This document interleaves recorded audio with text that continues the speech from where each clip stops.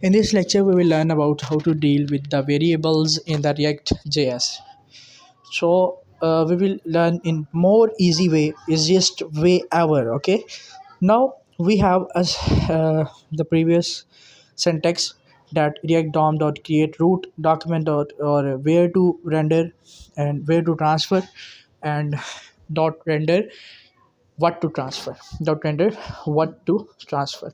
So this is our a simple syntax that we have used in the previous lessons. So in this lecture we will learn about how to deal with the variables in the React.js. Basically variable is a container that is used to store the data.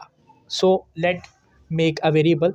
So uh, I'm going to make let create a variable let access is equals to document dot get element by id. Okay, so I'm going to basically store the element in the access variable.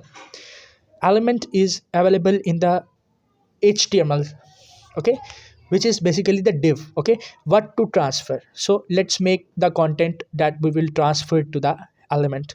So let's make it h1 and hello h1 close. So now we are going to render it in the, so create root document access. Okay, it is basically where to transfer and render and what to transfer, basically transferring our content to the place. Okay, so this in this way you can transfer the element in the uh, accessed element. Okay, now this is hello react has been transferred to the div. Okay, div. So basically div is the parent element and h1 is the child element of the parent. So let's make a variable here that we will use in our code.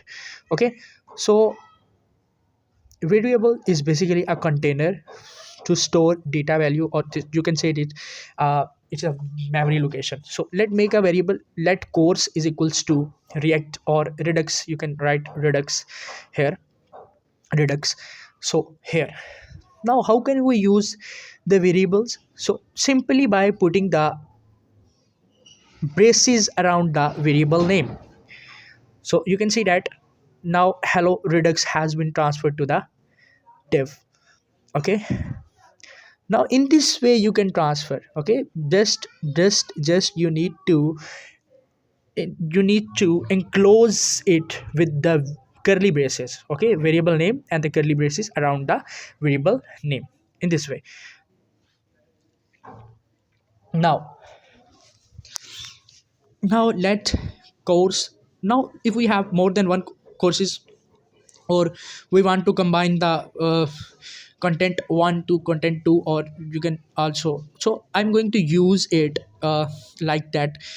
I'm going to use course 1 here and course 2 here. So both variables used in this case, we have used both variables in this case. Now you can also put some symbols around between.